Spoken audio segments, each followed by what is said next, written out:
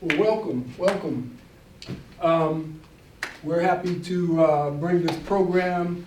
My name is Akabundu Amazu. I'm an organizer with the All African People's Revolutionary Party. I'm an alumnus here at San Jose State. I'm a former adjunct professor here at San Jose State in the African, I call it the African Studies Department. They still like to hyphenate us and call it African American Studies, but we know it's all one. And currently, I do this work to raise the consciousness of our people, this work to engage students in the battle of ideas. We think that's so important. You know, this is a university, this is a place in our community where we're supposed to engage in serious debate, discussion, and analysis about what is happening in the world. By way of a tribute and an acknowledgement tonight, we want to pay honor to a 2-month-old baby who died in Palestine the other day due to starvation. Mahmoud Fatou, 2 months old, from starvation. We want to pay honor to this young man who took a conscious action, Aaron Bushnell. You know, he started that video by saying he's in the military. And oftentimes we think of, you know, the military having soldiers. But in our movement, in our struggle, we distinguish a soldier from a warrior. Because a soldier is somebody who takes orders. A warrior is somebody who conscientiously applies their skills, their knowledge, their heart. They stay connected to humanity. And I think that's the problem we're facing, is we have too many soldiers and not enough warriors, right? And so we want to honor him, and again, our East Indian comrades, I don't know if you're involved in the visual that was called for this evening, if you had any details on it, but they had indicated that they were going to do a visual in his honor, and we said, you know, please do it. Vigil, yeah. Hmm? Yeah. Yeah, please do it in the honor of also Mahmoud Fatou, a 2-month-old baby. Please do it in honor of the 30,000, and we know more, Palestinians who have died in this genocidal war. So anytime we take to the streets, we have to, you know, give honor and respect to those folks who are battling for their justice. For those of you who don't know, this center is called ACNA. It's called, and ACNA is an acronym for the Africana, Asian American, Chicano, and Native American Studies Center. And each of those groups, if you recognize, are marginalized groups within the capitalist America, each one of them. And so we carved out this space for us. Not completely a liberated zone, but we get to do what we need to do up in here. You know, we get to have discussions and debates and analysis and use this resource for us and the students and our people. The Chicano Library is by far the oldest. I think it's like 40 years old now. The Africana Center came along after that. And then once the library was built, they added the Asian American, and as is usually the case, just recently added the Native American Center. And part of that, to give them a little bit of a buy, is that those centers were tied to departments, and there was not a Native American department. I think it was a program for a while, but after a while we just said, forget it. They got to have a space in here as well. And in addition to this program room, what this space provides are particular collections for each of those entities I mentioned, where each year it's replenished with new books, new resources, and of course they're starting to do more digitalizing of those. I'm on the board with ACNA, which is one of the reasons I'm just giving that spiel. We like to publicize the center. We also have an endowment that was started, I think about 5 years ago, which really worked out good. You know, we haven't really tapped into the resources, but you know, as you build an endowment at the university, it provides you with resources to bring better exhibits, more speakers, And so that's the reasoning behind us building that endowment. And so for those who do, I think some faculty donate regularly out of their paychecks. Some of us don't get paychecks, so we don't have to donate, but it is something I wanted you to know about. So with that, I don't want to, as again, because of the visual tonight, we look to end by 7:30, right? So we're honored tonight to have brought our brother Ahjamu Umi, one of my comrades in the All-African People's Revolutionary Party for, I don't know, 30 years, if not longer. We know him to be a dynamic speaker. You know, we've had the pleasure to travel to Africa, travel other places together in doing this work. And I just want to put a footnote on what's happening in the world, not a footnote, a title, a heading. Right now, within the African context, we know that imperialism is rampaging. We saw the coups d'etats happen throughout the Sahel region. Those coups, although we know historically a lot of coups d'etats are reactionaries and just, you know, the thieves fighting over who gets the booty out of the rampaging of the people. But some of the recent ones reflect a more positive turn of the people actually having their voice heard, and we're hopeful. We're hopeful with what we see in Burkina Faso, with how they're continuing to tell the French, you gotta go. What we see in Mali and Niger, where they've had to tell the imperialists, no, we're not dependent on you. And they've had to break from the economic community of West Africa. So one of the things I want to mention, you see a brother and me are wearing these sumbias. And these are caps that come out of the Guinea-Bissau experience. And Guinea-Bissau, for those of you who don't know, is a West African country. It was a former Portuguese colony, and they had to fight an 11-year armed struggle to get independence. But not only did they fight in Guinea-Bissau, they helped organize in Angola, in Mozambique, in Sao Tome, in these other Portuguese colonies. So again, when we talk about one unified socialist Africa, we've got some real examples. And in fact, when we received these last year, January, when we received these, welcome, John, we were actually made official members of the PAIGC, which is the African Party for the Independence of Guinea and Cape Verde. So we're not just in the All-African People's Revolutionary Party, we are in the PAIGC, which today is again fighting against the neo-colonialists, those who don't want the democratic voice of the people to take control. They had elections in June. The people voted the PAIGC and their coalition partner, the PAI Terra into power. The reactionary president came in and closed the People's Assembly, right? Because he still controlled the military, he's still tied to the imperialist interests. So right now, and the reason I'm mentioning it, is that we have a campaign that we've taken to the African Union, we've taken to the United Nations, we've taken it to the ECOWAS, Economic Community of West African States, and we're demanding that they reseat the National People's Assembly inside of Guinea-Bissau. So I just want you to see that our work is not just theoretical, even though we understand the importance of political education, right? Everything we do has an idea behind it. So political education helps us formulate those ideas better. But without further ado, tonight's topic, as we all know, is a very serious one. It's very intense. The struggle is not going to be an easy one. One thing I did want to mention, our party put this out in, I think this was 1986.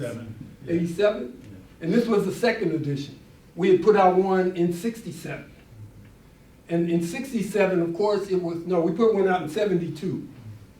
But of course, our heritage is tied to the Student Nonviolent Coordinating Committee, who in 1967, after the Arab-Israeli War, took a stand. And they were the only youth in the country who took a solid stand against the war. And they took a stand on the side of Palestine. And the struggle's been waging in this country ever since. And so we look to the youth. We look to the youth to carry on that tradition of the revolution. I don't have many of these, but for those who signed the list, I will send the PDF. We can circulate it tonight. I'd like to get it back, but it's not, essential. But it's a real, I think it provides a good foundation on the work that we do. Our brother Ahjamu is an author. He's written several books. He is a host of a weekly program that I'm sure he'll share more information about called Our Ancestors' Voices, which he does with my niece, his daughter, Shakura. And he's got thousands of followers from the work that he's done and from the books that he's written. So I'm going to turn it over to you, brother. Thank you for coming down from Sacramento. For those who don't know, we got pizza in the back. I want y'all to eat it. It's all plant-based. All right. All right. Thank you. Tardy, how are you all doing? All right. Good, good. All right. So we want to start, as we always do with every program we do, we want to acknowledge the indigenous people of the Western Hemisphere. They're victimized by settler colonialism too. Oh, yeah. Right? This is their land, right? And they're fighting to get it back, right? Somebody asked me yesterday, some Klansman or something, well, what happens to me? I'm like, I guess you got to kayak back to Europe. I don't know. Figure it out. So we always acknowledge the indigenous people of the Western Hemisphere. We are honored and glad to get here, and we want to observe the time that we have, so we will move through this. I will just add to what my comrade, Brother Akabundu, said. The All-African People's Revolutionary Party is a mass, independent, revolutionary, pan-African political party which is based in Africa. And our objective, our work, is to achieve pan-Africanism, which we define as one unified socialist Africa. We believe that this is the solution to the problems that 2 billion African people face, scattered and suffering in 120 countries around the world. So that is our work. And that's the work that we're engaged in, is to bring about this worldwide fighting force. So when he talks about the work we do with organizations like the PAIGC in Guinea-Bissau, the Pan-Africanist Congress in what they call by the colonial name South Africa, that's the work that we're doing, is uniting all of these formations into one body. And we want every African in the All-African People's Revolutionary Party. We want every man, every woman, every non-gender, binary, every dog, cat, we want everybody to join. Because we know that the mass participation is how we are victorious. So that's why this topic, you all, is so critical, because we're going to talk a little bit about Zionism, because there's so much confusion about it. But we have to give a little more pretext to this history, because women and marginalized gender people are written out of history, right? Yeah. So there was a woman named Ethel Minor. Anyone ever heard of Ethel Minor? Ethel Minor. And Ethel Minor was a young woman who in 1960 was living in Columbia. She was from Chicago, Illinois. She was living in Columbia, African woman. And just so you know, we call everyone of African descent Africans. Hello. We don't do African American. That's like calling a survivor of the Holocaust a Jewish Hitler. I don't understand that. African. I don't want anything to do. America has bombed more countries than any country on earth. It's killed more people than any country in the history of human civilization. I don't want anything to do with that. Yeah, I was born here, but that's not my fault, okay? I'm trying to do everything I can to bring this empire down. So that's what we mean when we say African. So she was born in Chicago, but she lived in Colombia. She taught herself Spanish, and in 1960, as a woman in her 20s, she lived in Colombia. And that's when the civil rights movement kicked off, the sit-in movement, the freedom rides, and she was inspired by that. So she came back to this country and joined the Student Nonviolent Coordinating Committee, or SNCC. But before she did that, she was a member of the Nation of Islam. And she was attracted to the Nation, not so much for their ideas, but because she was inspired by Malcolm X, Hajj Malik el-Shabazz, as a lot of us are. And she wanted to follow in his work. So when he left the Nation in 1964, she joined his Organization of Afro-American Unity. And then when he was assassinated, then she joined the Student Nonviolent Coordinating Committee. She was the one that drafted the anti-Zionist paper in 1967 that led SNCC to take an anti-Zionist position. in the Arab-Israeli war. So I believe that a lot of us today who have the anti-Zionist politics we have, we wouldn't have them if it wasn't for people like Ethel Minor. So I just think it's important to always talk about the women, the marginalized gender, because they don't get mentioned. You know, I've been researching Ethel Minor for years, and there's nothing out here about it. So we're gonna spread that and make sure people know. But this is a critical topic. We're gonna talk about Zionism, like its definitions. Most of you know that. But really the bulk of what we're gonna talk about in the few minutes we have is the extent that Zionist Israel depends upon Africa. And we're saying that because we believe that every conscious African has to be anti-Zionist. And we say that, of course, we want the humanity and the self-determination of the Palestinian people upheld. We want that for all human beings on the planet.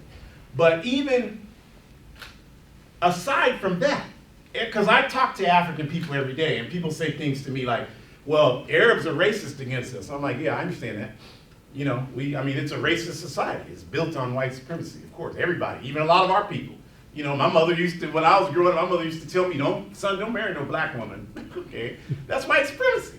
My mother was an African woman, right? It's a system. It's an infection. That's what it is. So I get that. I understand that. But, and when you come to this country as an immigrant, like Richard Pryor, y'all know Richard Pryor, right? Yeah. Richard Pryor had a joke in the 70s. He did an album, and he said, during the Vietnam War, he said, they got all the Vietnamese coming over here, lining them up, teaching them to say the N-word so they can become good citizens. That's a joke, but it's true, too. You know, because that's, when you learn quickly what you got to do to make it in America is become anti-African. We understand that, you know. So because of that, this is why we're saying that I told this person, I don't care if every Palestinian on earth was anti-African. I know that's not true because I've worked with Palestinian organizations since I was a teenager. You haven't, so that's why you don't know. But even if it was true, we would still be anti-Zionists because they're fighting the same enemies we're fighting. So objectively, when they win, we win. When we win, they win. When the indigenous people win, we win. So that's objective. That's irrefutable. It's not something that can be argued. So that's why we think it's important to educate our people and everyone else who wants to know about this question of Zionism in Africa. So that's what we're going to talk about tonight. Look at that picture there. I'll talk about it in a minute, but just want you to remember it because it's very interesting to this question. All right? So this thing works when it wants to. That's okay. It's the FBI. There we go. Give me a second here. All right. So we start with this, you all. Zionism is a political movement. We want to make that clear, and we'll explain the pictures. On the top right, you have Theodor Herzl, who was one of the main founders of the first Zionist conference in Basel, Switzerland in 1897. And if you study the notes that they had from that conference, he was clear. Like, Herzl was an atheist. He was an avowed atheist. He wasn't a religious person. So let's get that out the way right now. It was, what they wanted to do is establish a country that could serve as a power base for international imperialism. That's what they said. I'm not saying that. That's what they said. So that was their purpose for this conference in 1897 in Switzerland. And that's why we say Zionism is a political movement that has its origins in that conference. And the objectives of this Zionist movement, we would say, have nothing to do with faith, have nothing to do with Judaism. And we're not anti-Judaic because we know that a lot of Judaism's roots come from where? Africa. And we're Africans. The first Jews in the world were who? The Falasha in what's known today as Ethiopia. It used to be Kush. So you can't call us anti-Judaic. We love all forms of faith that are designed to make the world a better place. Y'all can come in. Come on in. Yeah, sign in. Come on in. Thank you. So we're for all systems of faith. Christianity, Islam, Santeria, Ife, Buddhism that are about making the world a better place, right? We just believe, like Miss Fannie Lou Hamer said in 1964 in Mississippi, and her house had been bombed by the white supremacist terrorists, and the reporter asked her, well, how does your faith play a role in you continuing to do this work? And she said, we got a shotgun in every room, and I pray if these crackers come in here, Jesus gives me straight aim. I believe in that kind of religion, okay? I believe in that 100%. So that's what we say. So we're not, we're all for Judaism. That's not the question here. But this founding conference discussed many things. Many of you, have you heard this before? Like, Palestine was not even the first place that they decided upon. They had all kind of options before they chose Palestine. They had Uganda, Argentina, and a couple other places. Because it wasn't based on this argument they're using that, well, it was, we're returning home. I saw a video the other day where this Zionist one was talking about, we were there thousands of years ago, like the people that are there are Semitic people. She's trying to say they're people of color. So we're not white colonizers. And I'm like, no, you're not gonna pull that on us. Like the people I see in the Israeli Knesset, those are white people. Okay? There ain't no people of color in there. So that's not, we know better than that. So I want to talk to you about Shane Wiseman. Anyone heard of him? Okay, good. Because a lot of people know Herzl, know that terrorist, but a lot less people know this terrorist. And I would argue that Shane Wiseman did more to advance Zionism than Theodore Herzl. Because Shane Wiseman was a leading figure in the World Zionist Congress, which was an organization that was created around the turn of the 20th century to advance the concept of creating this nation state that they wanted to call Israel. And the way that the World Zionist Congress did this is they did a number of things. Probably one of the first and most significant things they did is they were able to create an alliance between Britain, what was then known as South Africa, right, and the Zionist movement. So South Africa at that time had a prime minister named Jan Smuts. Zionist, racist, apartheid, upholder, terrorist, piece of scum, right?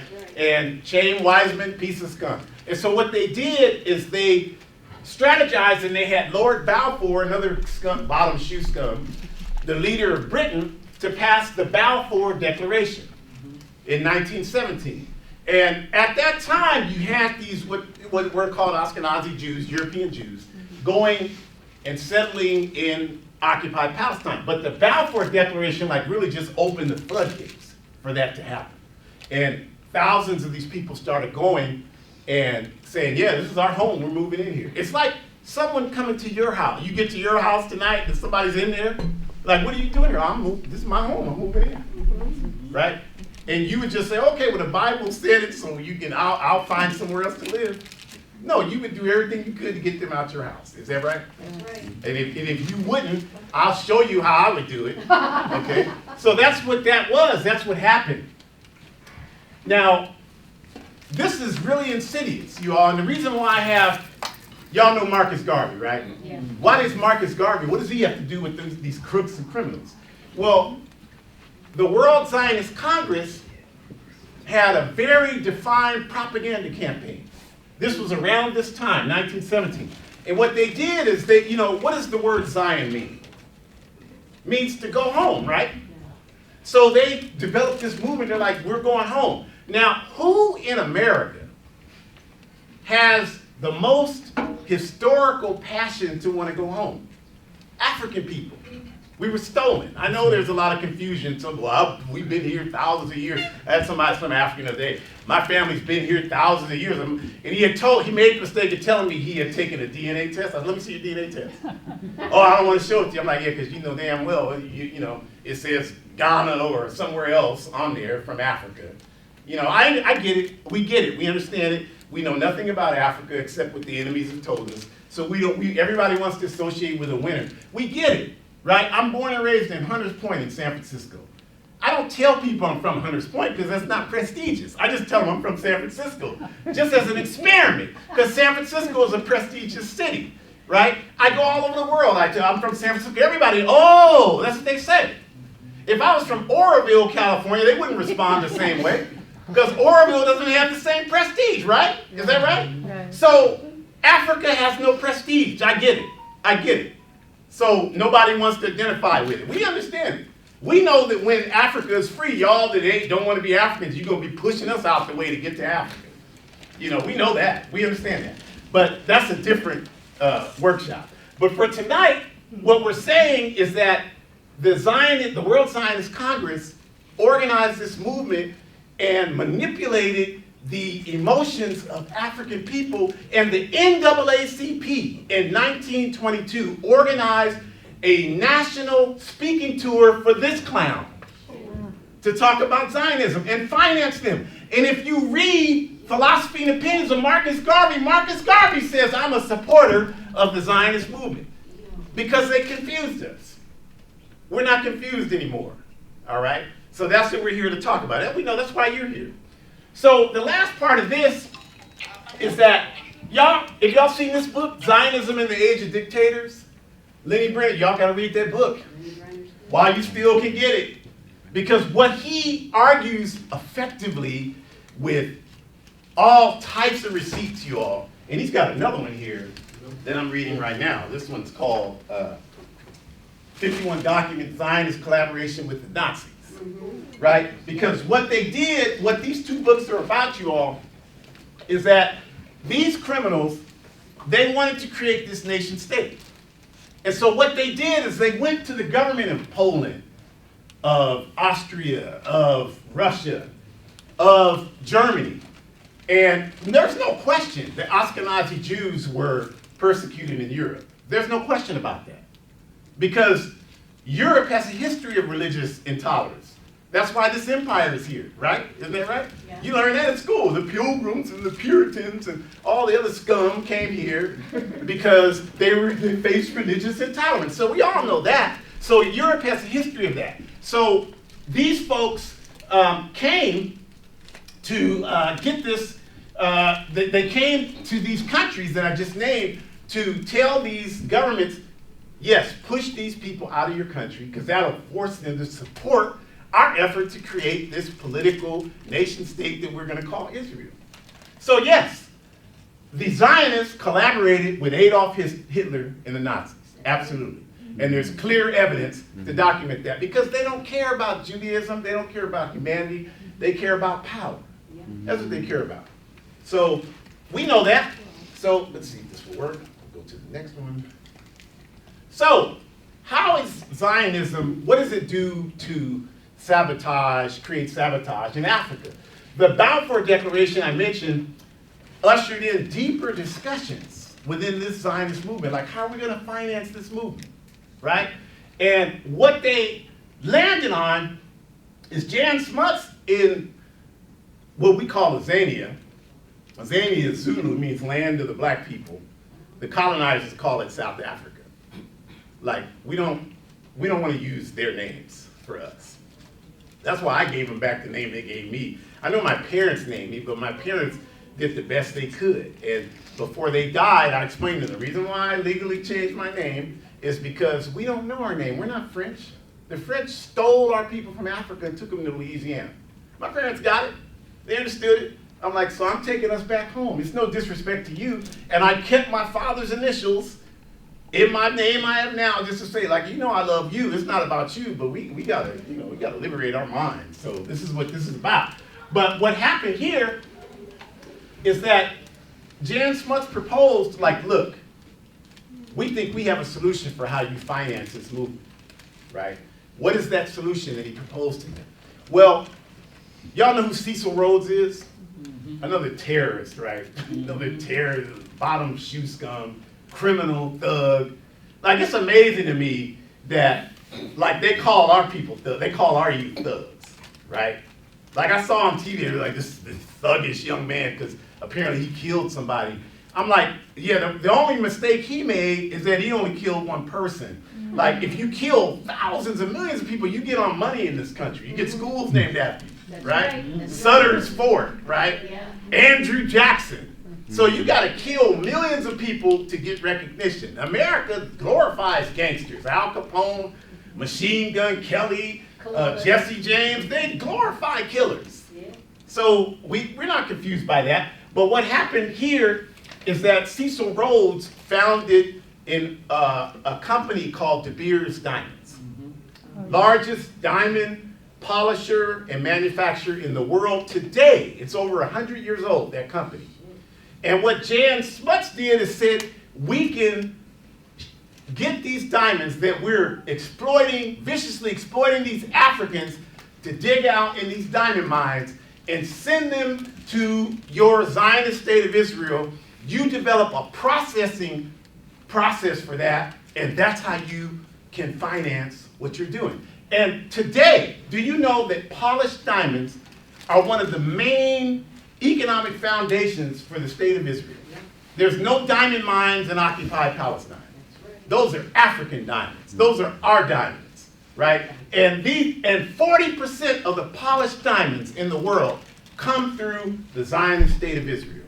So if you're in love, give me a diamond ring. You ought to be ashamed of yourself. Okay? I'm just telling you, you ought to be ashamed of yourself. You don't want no diamond ring. All of them are blood diamonds. That's right. There's no such thing as one that's not a blood diamond.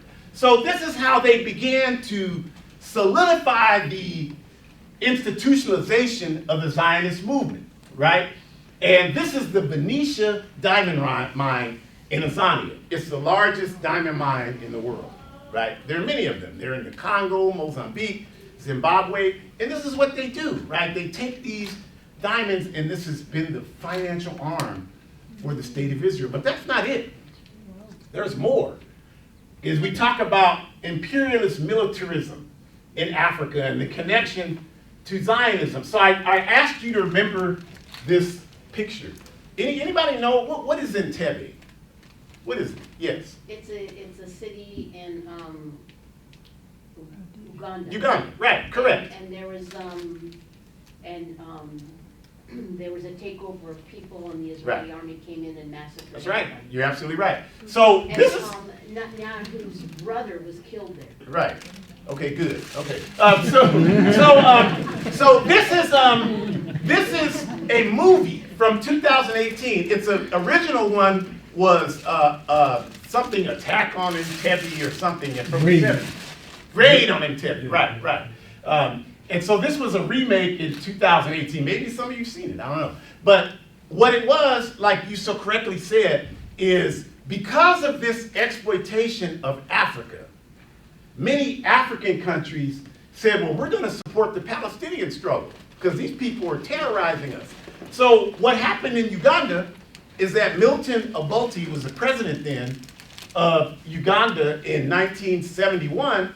He told the Palestinian, at that time we had the Palestine Liberation Organization, right, which was made up of many different organizations, right? Al-Fatah, which is now the group that governs in the West Bank, right? The offspring of that. But you had a lot of other, you had, more the Democratic Front for the Liberation of Palestine, the Popular Front for the Liberation of Palestine. You had a lot of different organizations. And so what Obote did is he said you can use Uganda airstrips to launch your commando attacks against the Zionist state of Israel, which had been established since 1948, right? And so because of this, they, like you're saying, the Israeli Defense Forces came and got some of the commandos in Uganda, but this began to happen all over Africa, right? The Eritrean People's Liberation Front, the EPLF in Eritrea, which is a country that gained its independence from Ethiopia. They did the same thing. We support the Palestinian struggle because they're fighting the same struggle that we're fighting. So this is the reason today why you have so much instability in the Horn of Africa. They're telling you, oh, it's pirates from Somalia. Somalia doesn't have a naval force, right? If somebody from another country rolled up in the Pacific Ocean here, came under the Golden Gate Bridge, what would happen to them? Right. So the Somalis are doing if they got a canoe, they're trying to protect their country. That's right. And they have every right to. They have every right to, just like you would protect your house, right? Wouldn't you? Yes. Someone came in your house to do you harm, wouldn't you protect yourself? Some of you probably wouldn't. You sing, we shall overcome, I guess. I don't know. I don't know. But I'm telling you, that's not what I would do. You know, we'd be dumping. You come to my house, you're getting dumped on. So this is what I'm saying is that this is what happened when the people of Africa began to clearly show their support for the Palestinian struggle. And these developments led imperialism to consider a more comprehensive strategy to control African resistance. And some of those strategies are like the African Command. You heard of that? AFRICOM. Yeah.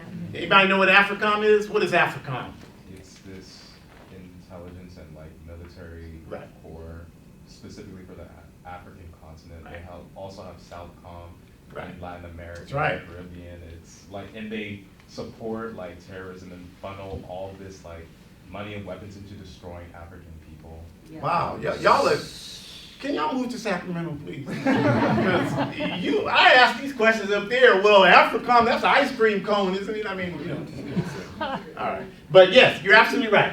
AFRICOM, it's a program that was started under the Bush administration in this country. It was proliferated under the Obama administration. Yeah. Let me say that again. It was proliferated under the Obama administration, including the complete terrorist destruction of the state of Libya Yeah. and the assassination of Muammar Gaddafi, Yeah. right? Libya had built the great man-made lake. Y'all know about that? Yeah. Where they were supplying potable water for the first time in human history to the Sahara Desert, the people in Sudan, in Chad, in the Sahara Desert. Libya did that at no cost to the people. And in 2011, your tax dollars paid for the U.S. military through this program to destroy all of those aqueducts. They no longer exist. There's no more potable water in the Sahara Desert. Muammar Gaddafi is dead. Libya is destroyed. Yeah. And Libya went from the safest place in Africa to the most dangerous place That's right. as it is today. And y'all would have told me, well, Obama, he looks so good with Michelle and his daughters. Hey, I can show you many African couples if you need role models. All right? If that's all you need, I can show you many more that ain't destroying the planet. That's right. I'm sorry, I know some of us, especially us, we love, you know, I told her, like, I'm going to talk about this publicly. So my wife is a big Obama, like she had in our house, a picture, a cut with him. And I'm like, if I come back and that's still there, you'll never see it again. You can have that in your room in the house. I don't want to ever see that in the house that we share. So she's one of the people, and she's always like, oh, the Trump supporters, they listen to whatever he says. I'm like, you're the same way about this other one. You know, what's the difference? Like, I'm telling you all this stuff I just said, and you're like, but he can play basketball and he looks good with his family. That's what the Trump support. What's the difference? I'm not being, honestly don't see the difference. No. I just ask you to think about that. Yeah. But my point now is that the objective of AFRICOM is to repress resistance in Africa. Y'all don't know it because it's not on MSNBC, CNN, or CIA networks, but Africa is on fire. Yeah. On fire right now. Akabundu mentioned Guinea-Bissau, the Sahel. Y'all know about that? Niger, Burkina Faso, right? Mali, they kicked the French out. Africa is on fire, the Horn.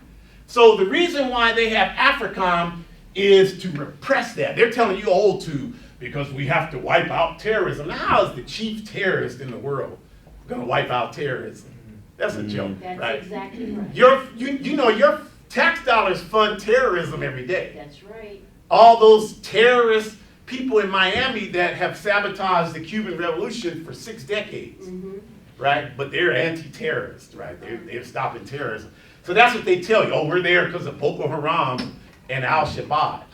They can't tell you anything they've done to Boko Haram or Al-Shabaab, because that's not why AFRICOM is there. That's not why their 100 military bases are there.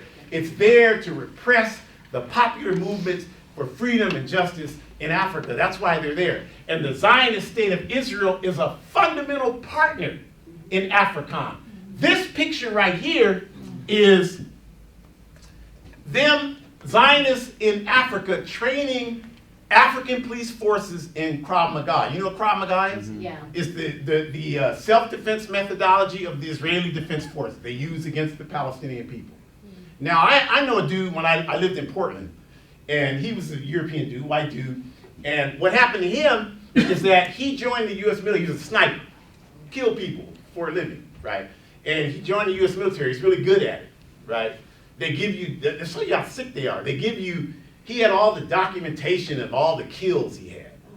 But what happened to him is that they loaned him out to the Israeli Defense Force. He's totally unconscious, didn't know what he was doing, young man. He went over there and was a sniper. Then he came back here, and this is not something somebody told me. I took this dude to the Veterans Affairs, and I was standing there after 4 hours when they told him, you're not eligible for any benefits because you didn't work for the U.S. military. That's how cold these people are.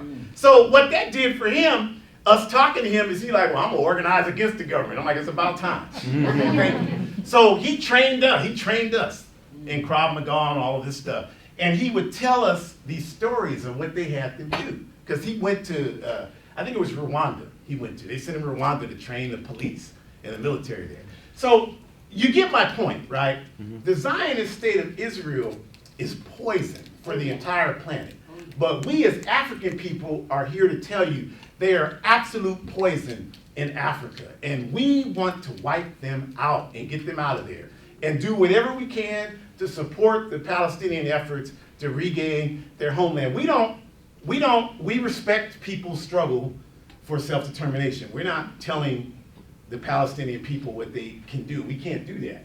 But in our humble opinion, like, I don't believe in no two-state strategy. I don't understand that. Like, you break in my house and now we got to split the house. Get the hell out of my house. You know? What the hell is that two-state? It's Palestine. That's right. There's no, you didn't have, like, someone was telling me the other day, she's crying, oh, but my parents were over there. Well, get your parents out. Get your parents out. You know, get them out. You know? Well, you need to go to the synagogue and raise money and get them out. Right? Well, I can help you fundraise, get them out. Like, I can tell you. Right? Like, that's not, I don't have any, like, you're not crying for all this death and destruction that Ahjamu talked about. The Palestinian people are suffering there. You're not crying for that. You're not crying for our people in the Congo who are digging these damn diamonds out, dying at the age of 12 because they work 12 hours a day digging out these diamonds for these Zionists. You're not crying for them. So I'm not crying for your parents. I'm sorry. I know y'all think he's a terrible human being. I don't care if you think that. I don't give a damn what happens to them. I don't. I'm sorry. I'm not losing no sleep over here. They gonna I remember when 9/11 happened, they were like, the Palestinians were cheering like you should cheer. I was cheering. If I'd been dancing with them too. I mean, you know, what do you expect? Right? Like Hamas, I don't care what you say about Hamas. They resulted from the Intifada. People throwing rocks and sticks. That's right. If it wasn't for your occupation, it wouldn't be Hamas. Right? So if you don't like Hamas, guess what? Get out. Right? Get out. Get out. It's more than a movie. Get out. Resistance fighters. Right. That's what they are. And they have every right to do that. That's right. Just like you would do it. So international outrage, right? Like what governments like the ANC, and we can talk about the ANC and what they call South Africa all day long, believe me.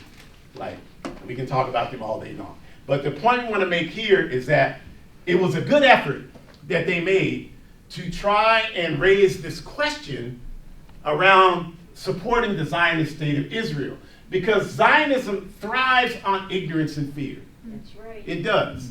They want to confuse you with this. Well, the minute you criticize the state of Israel, you're anti-Semitic. Yeah, I mean, excuse me, Webster's is a capitalist colonizer book. I don't know Webster, but I know he was that. Okay? I know it. So whatever, but even in the Webster's dictionary, what does it define a Semite as? Someone who speaks a Semitic language. Right, and someone who's African, Arab, Asian, right? That's not me, that's what your Webster's dictionary. So how the hell, like, how do we get to that? They thrive on ignorance, right? Like, someone was telling me the other day, well, we were there in 1200 BC, European person. I'm like, oh, show me where you were there in 1200 BC. I'm like, you can't do it because guess what? You wasn't there in 1200 BC. Nobody looked like you was there in 1200 BC. That's right. That would be people that look like me that were there then, right? That's or close to it. So that's what they thrive on is this ignorance. The best weapon against that is an informed and organized population. You know, Israel is the #1 recipient of welfare. Y'all know that, right? That's right. Yeah. Almost $5 billion a year. I don't want them to get a penny. That's right. I don't want them to get nothing, right? And now these people want to sit up here. I told someone the other day, he want to talk about a woman with 2 kids getting aid. I'm like, you know what, you're a disgrace. I'm just telling you what I told him. You're a disgrace. I told him, you know what you should do? You should go in that bathroom, fill that sink up with hot, scalding water, and put your head in it until you pass out. I'm sorry. Because you're talking about a woman with 2 kids, and this country is giving $5 billion a year to this terrorist state to terrorize the world. That's right. Right? And so and you ask, well, why do they do this? Because it's really the only, you know, the U.S. is the world leader in capitalism and imperialism. That's right. And they want an ally in that region. And they don't trust all of them, even the Arab countries that are Uncle Tom Arab countries, they still don't trust them. So that's why they have always supported the establishment of the State of Israel. Because those are people they can depend on to carry out their wishes. And if you know, it's not a coincidence that if you look at a map, the Mediterranean Sea is one of the main shipping routes in the world, right? Yeah. Zionist Israel. The Cape in Southern Africa, another main shipping route, they had apartheid regime, right? Not a coincidence. They can control, that's how they control the economy in the world. So that's why they support it. It has nothing to do with religion, you all. I'm sorry, it just doesn't. Right. So what do we have to do as I close? Is the problem we have is if you think today that, like I hear people, well Biden didn't stop the war. Look, I'm sorry. Like I'll be 62 years old. I've been doing this my whole life. You are not in 2024 going to convince me that I got to choose one cracker over another, or one wannabe cracker. Hope they wake up as a cracker. I'm sorry, that's just not going to work with us. Like it doesn't make sense to us, and we don't understand why it makes sense to a lot of you, right? Like we got to do better than that, and the way we can do better than that and step up our game is we have got to get people involved in organizations. Yeah. We've got to do that because the 95% of the people talking are not in organizations. They just have an internet account and a keyboard and a lot of free time because they just got fired, I guess. I don't know. But that's the problem. That's the problem here because everybody's got an opinion, and if you're not an organization, you're telling me you don't even respect your own opinion enough to engage in a process to make sure your ideas happen. Because all of us are going to die. Anybody have proof otherwise? So the only way your ideas are ever going to come about is you got to work with people to make them come about so that the work continues after you're no longer here, right? So if you don't do that, you don't really believe it. And so why should I listen to that? So we got to get people in organizations. And we're saying to every African here, join the All-African People's Revolutionary Party, right? Join us. Engage in the work. Well, I don't want to join the All-African People's Revolutionary Party because I'm a capitalist, even though my bank account's been overdrawn. Okay, that's fine. You don't have to join the APRP. We're not upset. Then join the Black Alliance for Peace, the Malcolm X grassroots movement. Join any of them. Well, I don't want to join them. Join the NAACP. They ain't serious. I don't want to. Okay, then start the I'll Be Glad When He Shuts Up organization. Right? And organize the I'll Be Glad When He Shuts Up organization for justice and liberation. And I tell you this, we will help you organize the I'll Be Glad When He Shuts Up organization. Because you got to have a political education program. Because in the AAPRP, we have that. We have that. That's why I'm not perfect. None of us are. But that's the reason why I could stand up and do this without any notes. Because we engage. I've been in a study process with this African back here for 40 years. 40 years. Every 2 weeks. Whenever we meet. We miss sometimes when basically that's what we've done for 40 years. And we study the world. And then we take what we learn and we go out and do this work to facilitate it. That's what we need. The problem here is that most people aren't doing that. Yeah. Most people, you don't see people reading comprehensive books. You see people looking at their phones. Yeah. Megan Thee Stallion. Kanye, whatever, Ye or Ye or Clown or whatever the hell, I don't know his name. But that's what you see people doing now, and we have to change that. Yeah. We've got to change, and we've all got to see it as our responsibility to do work to change that. So I'm not going to embarrass you. I'm not going to ask who's in the organization, because I already know most of you ain't. I know that. How do I know that? Because if you were, the work that we're doing wouldn't be as hard as it is. Just think about it. If we had 30% of the population in organizations, we would be farther along. Yeah. Right? You know that's true. We would be farther along than we are right now. Yeah. So we're not telling you which one to join. We're just saying we gotta get engaged. They are playing us like fools. So this is last month. I was in Ghana with Comrade Brother Nidamu there. There he is with the shades. There I am in the back. And those are our comrades in our Ghana chapter. Some of them, not all of them. And this African here is actually from our Canadian chapter. So I don't even know him, but like when you said we do this program every week, my daughter and I, she's also a member, and he emailed me and said, hey, you said you were on Ghana on the program. I'm in Ghana. Is there anything going on in the party? I was like, we're getting together right here to do some work. Come on over. So I met him that day, the first day. But my point is that we have an organization all over the world, and we're building that to build up capacity to fight these people. And we need more people in this fight. Yeah. If you're not African, you can join. There are all kind. We got all kind of organizations we can suggest you join. You know, if you can't join ours, but we got to get people engaged in organization. Yeah. Organization decides everything. It's the only weapon that oppressed people have. I praise Hamas because they figured out we got to get organized to fight back against these people. I praise that. I respect that. I'm inspired by that. But I'm not influenced by CIA network. That's right. So organization decides everything, you all. If you don't leave here with nothing else, please remember that. And with that, I'll stop. Thank you all.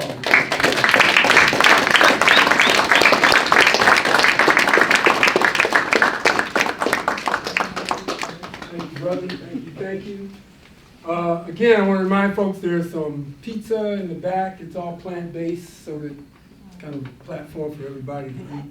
And I don't want to take it with me. I know who will.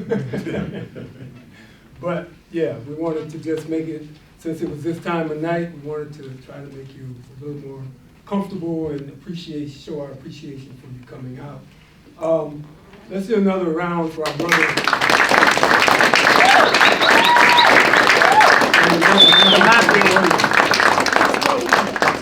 As we said earlier, we want to wrap up by about 7:30. I don't know, Jinka, do you want to announce the yourself, organization, and what's happening this evening, please? Yeah, hi. I am Ajinka. I'm from AKC, but apart from that, we are organizing a candlelight vigil at 7:30 near the entrance of MLK for Aaron Vishnu. So It's going to be in front of the library? yeah. Yeah. Oh, okay, good. All right, cool. That's all. Yeah, thank you for The coming. campus side or public side? Public side. Public side. So with that, let's open it to question and answers, brother. I'll just let you field them as they come. And like I said, we probably have about 15 minutes that we'll go through that. Any comments? Yes, please. I think I have a little understanding of like how Israel has more medical and I believe education benefits than us.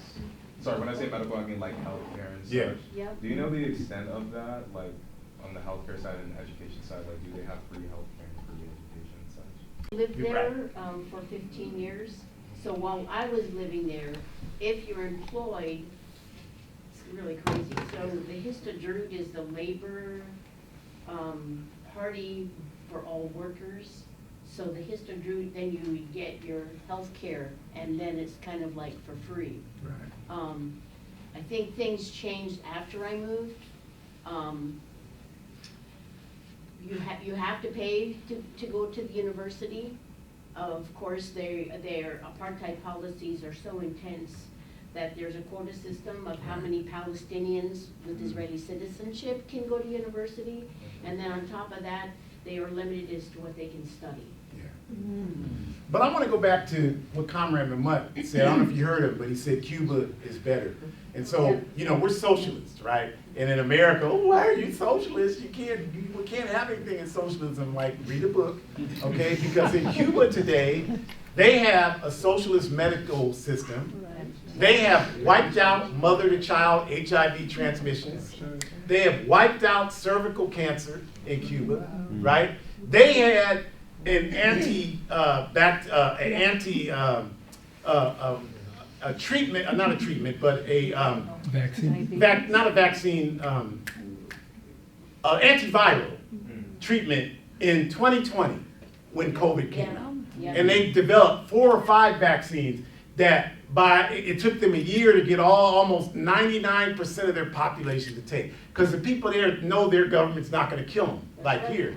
Like, I understand, like, people here are suspicious because you know they're trying to kill you.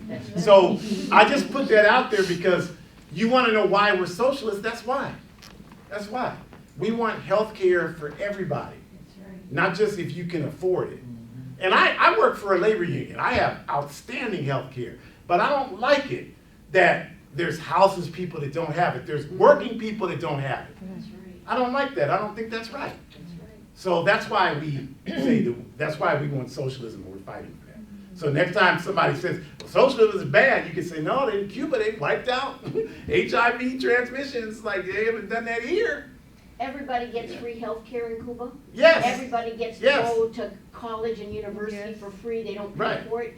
Anybody visiting Cuba has to go to the doctor or hospital, they don't pay a penny for it. I went to the doctor when I was in Cuba and didn't pay a penny. I did. You can go Right. and study medicine In in Havana, Cuba, free. and it doesn't cost you Free. a penny to study medicine. Right.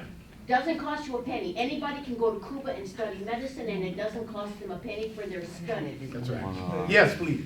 Yeah, so I'm from Mexico, right? So in this time, we have a very important moment in the politics with our president.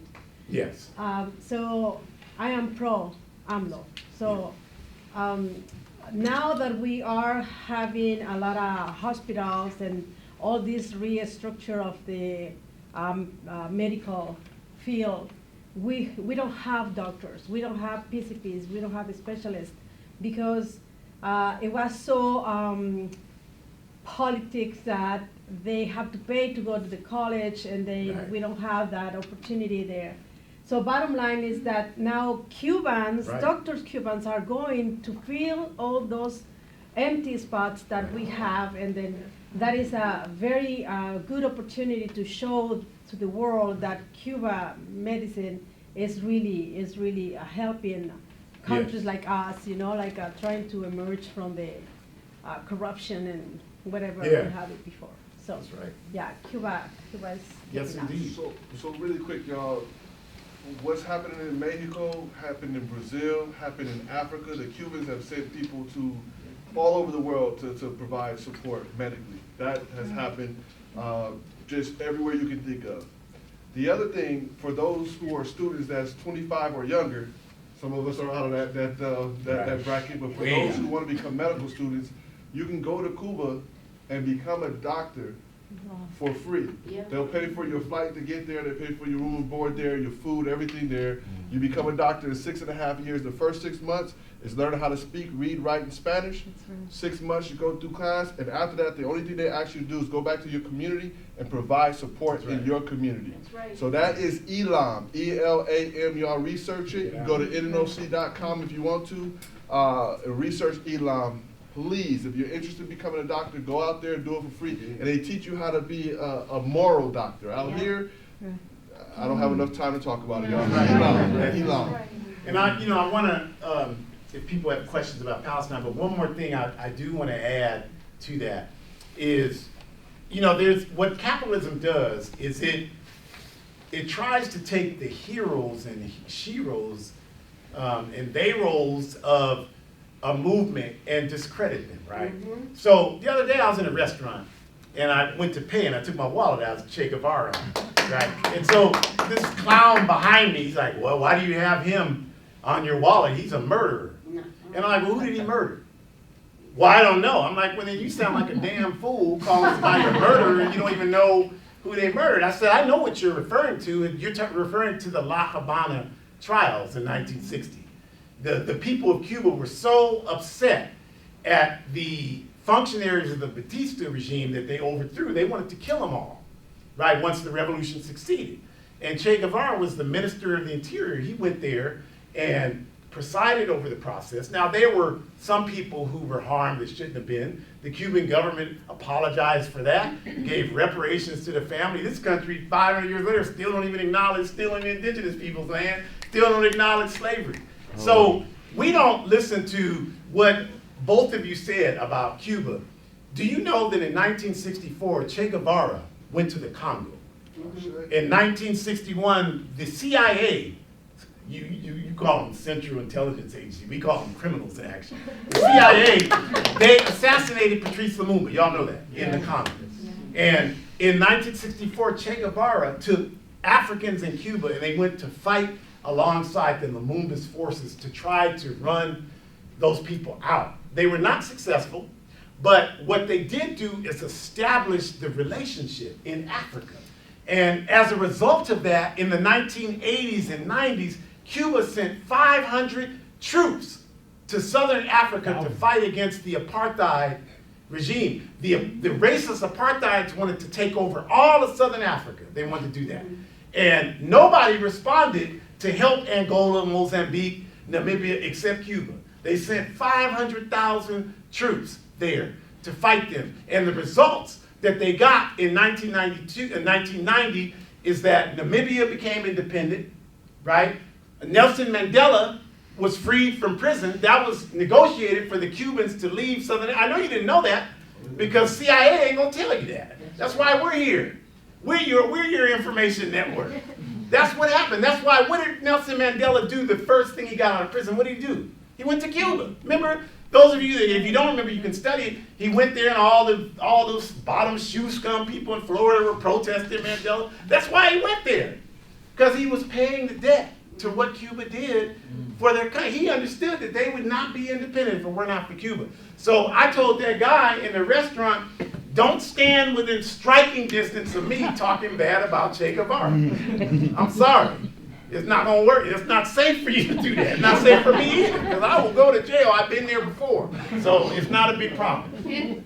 Any other comments? Yes? Yeah, the BDS movement seems to be not fully communicated in the community and like who we should boycott, divest from as individuals, telling our families who to, like I looked at Starbucks like stock recently. I've been seeing these posts on Instagram being like, it's working, it's working. I look 5 years back and like they're doing better than they were 5 years back. They're doing way better than they were. We've done like boop, little like blip. They're like whatever, a broken window, like they don't care. Right. It's nothing. So like how do we like prop that up? Well, what we're talking about here is the boycott, divestment, and sanctions movement, which is designed to put pressure on the state of Israel through boycotting products they run through the state of Israel. And it's a good idea to do that, like the water stream, sparkling water, soda stream, don't buy that stuff. And that's a great thing. And I think, you all should try to find out as much as you can about the boycott, divestment, and sanctions movement. But I have to say, we are a revolutionary party. So that's not our particular work. We think it's great. We think it's great that people, I don't go to Starbucks for that very reason. But we have to say that we want you to get in organizations. And we don't care what organization it is. Like we focus well, I don't want to join that one. Look, if you ain't got no car, right? Like my son-in-law has a lot of problems. He's trying, but he has a lot of problems. So we bought him a $1,500 van last week. And I told him, if you don't take care of that van, there's no more, okay? Because he's catching the bus to work. He works at a hospital. Like, you got a reliable vehicle, take care of it. Now, you think he's like, well, I wanted a Mercedes Benz. No, he's like, thank you. I don't know if he's gonna take care of it, we'll see. But my point is, if you don't have a car, you just want something to get you around, right? Now, once you get a car, then you can say, oh, I need something with better stereo, better horsepower, better AC, whatever. But if you ain't got no car, your first objective is to get a car that moves. So if you ain't got no organization, you can't be criticizing organizations. You are not qualified to criticize an organization. You got to get in one, then you can see, okay, that's not really the right one for me. Malcolm X decided the Nation of Islam was not the right one for him. So he started two organizations, Organization of Afro-American Unity and Muslim Mosque Incorporated. When I was 17, I joined a group called the Pan-African Secretariat. I'm very thankful. I don't know if y'all know Obed Shaka. It was his organization. Very thankful to them. They taught me how to defend myself and all that kind of stuff related to that, how to deal with these anti-fascists. I'm going out of state Friday to do some anti-fascist. Y'all know what anti-fascist work is? You should. Y'all look at me like, I don't know what you're talking about. What it is, because y'all watch TV, so we got to talk about this stuff. Turn your TV off. Kill your television. So anti-fascism is, you have these organizations, white supremacist organizations. They come out, right? They come out and they terrorize people. They terrorize people that look like all of you in this room, right? And so what anti-fascists do is we go out and say, you ain't terrorizing today.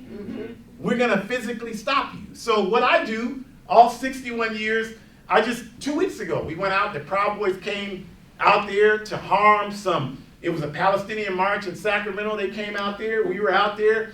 3 of them Proud Boys ended up in the hospital. I'm sorry, y'all, you got a problem with that, that's your problem, right? You won't have a problem with it when they come to attack you and we're there. You won't have a problem with it then. So that's what anti-fascist work is. Don't listen to what these people, they're telling you, they don't want you to support the righteous work. That's what that is. So that's why we have to do this work. We have time for maybe one more, maybe 2 more. Also, I just want to say, Students Against Fascism Coalition is here. Can y'all move to Sacramento, please? Please. Well, I just live there, like people don't get. Yes. Yeah, I was going to say I work with Jewish Voice for Peace, and actually tomorrow afternoon, we're going to be on a nationwide call planning a very big BDS campaign that's a lot on the divestment side, and that's going to be able to be worked on in multiple institutions around the country, but in a unified way that will really affect the economy of Israel. Right. And so I really encourage you all to check, like you could check on the JVP website, not tomorrow, but after that, and there'll be a lot more public at that point. Thank you. Thank you for sharing that, and thank you for that work. It's so important, you all, because if we, see, this is like, those of you that are in organizations, you're going to understand what I'm saying. There's 4 or 5 of you doing all the work. Is that a lie? That's not a lie. It's 4 or 5 of you doing all the work. And you got more people than that criticizing the 4 or 5 of you doing the work. Right? That's what happens. So this is a problem because like what Jewish Voices for Peace is doing, it's a struggle to get the word out to people so they can know and participate. And that's because we need more people engaged in the work so that people can know. Like we can't go on CIA and network. We're going to talk about revolution. Oh yeah, come on, we got a slot for you from 6 to 9. That's not going to happen. They are not going to do that. So the only thing we have is each other, right? Like I work for the largest, I'm a statewide coordinator for the largest public sector labor union in California, SEIU 1000. And they tried to pass a resolution just calling for a ceasefire in Gaza. And they couldn't do it because there's too many reactionary people in the union. I work there, I can say that. I don't care if you call them and tell them I say they already, oh yeah, we know how he feels. So this is why we need this conscious, it's disgraceful. That's right. It's disgraceful. I'm ready to retire. I almost retired that day. I'm like, I'm sick of this. This is crazy. I'm embarrassed. This is insane. But this is where we're at, and it's because people don't have consciousness. So we got to get more people engaged in this work. We got time. What about one more? So we can get folks to the vigil. Yes? So the call for Palestine is not just ceasefire. It's ending the you don't have to tell us that. collective punishment Yeah. siege on Gaza. Okay. It's tearing down all the apartheid walls. It's ending the occupation and right of return for all Palestinians now. Those Right. are the calls, not Right. just ceasefire. Right. I was just explaining what my job was doing. All they were talking about is they're not talking about all the stuff you're talking about because they don't understand that. Right? We're talking about revolution and return of the land to the Palestinian people. We don't give a damn what happens to the Zionists. Like, that's our position. So